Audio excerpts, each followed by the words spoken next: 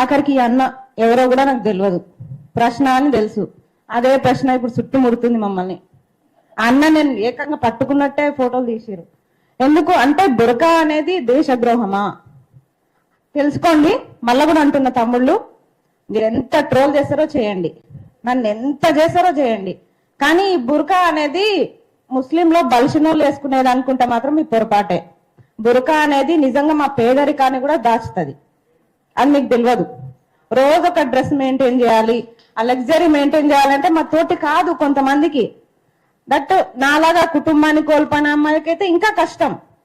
ఆ లైఫ్ ని నేను మెయింటైన్ చేయలేను. నన్ను తిట్టిరు, తిట్టండి, ఎంత తిడతారో తిట్టండి. వ్యక్తిగతాలు బయట పెడతాం, నిన్ను రేప్ చేస్తాం, నిన్ను 15 వరకు చంపేస్తాం. సరే చంపేస్తారు, వ్యక్తిగతాలు మీకు లేవా? గతాలు మీ నాయకుడికే ఉన్నాయి కదా, మా గతాలు ఏం బయట పెడతారు? అంతకంటే మించి మేమేం చేస్తున్నామని అమ్మాయిలమని ఇంత భయపెట్టే ప్రయత్నాలు చేస్తున్నారు. సరే ఆ తర్వాత ఏదో మా నోట్లో మైక్ పెట్టిరు, ఇదిగోండి మైక్ పెట్టిరు. ఈ ఫోటోకి నేను అస్సలు బాధపడట్లే, మీరు మైక్ పెట్టండి, ఏమన్నా పెట్టండి, కానీ దీనిపైన రాసిరు చూడండి, రేపు జనసేన తెలంగాణలో వరంగల్కి వస్తున్నాడు, నువ్వు ఒక అమ్మకి అబ్బకి పుడితే అడ్డుకుంటా అన్నావుగా అడ్డుకో. లోకంలో లేని నా తల్లిదండ్రులు ఏం చేసిరండి? ఏదో నేను పుట్టి తప్పు చేసినానా? అంటే నా బుర్కా ప్రాబ్లమా, నా మతం ప్రాబ్లమా?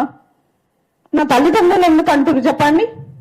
అరే మీకు దమ్ము ఉంటే తమ్ముళ్ళు నాతో కొట్లాడండి, నేను కొట్లాడతా. నేను నా మీద దాడి చేస్తారా చేయండి, నేను కూడా దాడి చేస్తా. మాట్లాడతారా మాట్లాడండి, నాకు దమ్ముంది, నేను మాట్లాడతా. కానీ మా అమ్మ నాన్న అన్నట్టు నేను మీ అమ్మ నాన్న అనలేను. ఎందుకంటే నాకు నా పేరెంట్స్ తో పాటు మీ పేరెంట్స్ అంటే కూడా గౌరవమే. ఒక ఆడపిల్లగా మా అమ్మ నాన్న అంటే నేను ఎంత బాధపడుతున్నానో ఆ భాగం మీ అమ్మ నాన్న మీరు పడవద్దు. అందుకే మీ అమ్మ నాన్న నేను తిట్టాను.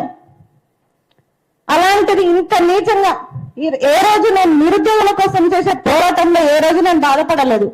కేసులు వేయించుకున్నా, ఎదురుపోయినా, అబ్బాయిలతో సమానంగా కొట్లాడినా, కానీ ఈరోజు బాధపడుతున్నా అంటే కేవలం నా తల్లిదండ్రులు అన్నందుకే.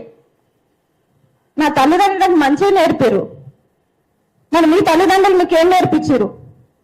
తమ్ముడు అంటే పదం ఏందో నాకు అంత భూతేందో నాకు తెలియదు. ఒక తమ్ముడు అన్న పాపానికి ఈరోజు నన్ను మా అమ్మ నాన్నని కూడా తిట్టే స్టేజ్కి తీసుకొచ్చారు. నేను చెప్తున్నా కదా, మీకు దమ్మంటే ఇప్పుడు కూడా చెప్తున్నా, మీ ట్రోలింగ్స్కి ఎవరు భయపడరు. ఎంత ట్రోల్ చేస్తారో చేయండి, కానీ మా అమ్మ నాన్న జైలుకి వెళ్ళకండి. వెళ్తే మాత్రం బాగుండదు. ఆఖరికి ఆనాడు పురాణాలు అన్ని చదువుకున్నాం మనం. ఎంత అగ్నిగుండంలో నుంచి పుట్టిన ద్రౌపది 5 మందిని చేసుకొని బద్నాం అయిపోయింది. ఎంత సున్నితంగా పెరిగినా, సద్గుణాల మధ్య పెరిగిన సీత రావణ లంకలో ఉంది, బద్నాం అయిపోయింది. ఇప్పుడు మేము ఎదుర్కొంటే పరీక్షలు పెద్దవి కాదు మాకు. లా గురింతంతో తిట్టిరు, ముండా అన్నారు, దేశద్రోహి అన్నారు, ఎన్నంటారు అనండి, అన్నిటికీ రెడీ. ఏ రోజు కూడా దర్చుకోలే, భయపడలే. నా తల్లిదండ్రులు నాకు అది నేర్పలే. కానీ ఈ రోజు నా తల్లిదండ్రులే అంటే నాకు బాధ అనిపిస్తుంది. నా కళ్ళల్లో నీళ్ళు వస్తున్నాయని మళ్ళీ పెరిగిదాం అనుకోకండి దయచేసి. తల్లిదండ్రులు అంటే ఎవరికైనా బాధనే అనిపిస్తుంది. మా తల్లిదండ్రులు అన్న కాబట్టి నా బాధ. మీరు ఇంకొకటి,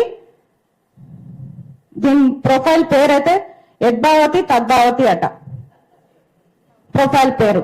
మళ్ళీ దాన్ని చూస్తే మా పిక్ ఏదంటే పవన్ కళ్యాణ్దే ఉంది. ఇప్పుడు నేను ఎవరి పైన కంప్లైంట్ ఇవ్వాలి? పవన్ కళ్యాణ్ పైన ఇవ్వాలి కదా.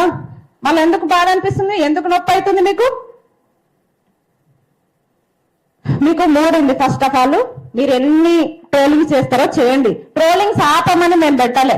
ఇంకొకటి, మనకి ఇన్ని చట్టాలు ఉన్నాయి, ఇన్ని షీటింగ్లు ఉన్నాయి, ఇన్ని ఉమెన్ కమిషన్లు ఉన్నాయి, అయినా సరే ఇలాంటి పరిస్థితి వచ్చింది మనకి ఈడ. ఎందుకంటే బాధితుల మనము కంప్లైంట్ ఇచ్చి మనం ఎక్కువ తిరగాలి. ఫస్ట్ ఆఫ్ ఆల్ వాళ్ళేమో దర్జాగా ఉంటారు. ఇది ఎప్పుడు మారుతుంది ఈ సిస్టమ్? మా కోసం ఏర్పాటు చేసిన ఇన్ని పోలీస్ కమిషన్లు, ఇన్ని చట్టాలు ఎట్టుపోయినాయి. అయినా మేము తిరగాల్సి వస్తుంది. మేమే కంప్లైంట్ ఇచ్చి మేమే 100 సార్లు తిరగాలి. ఆడేమో దర్జాగా ఉంటాడు.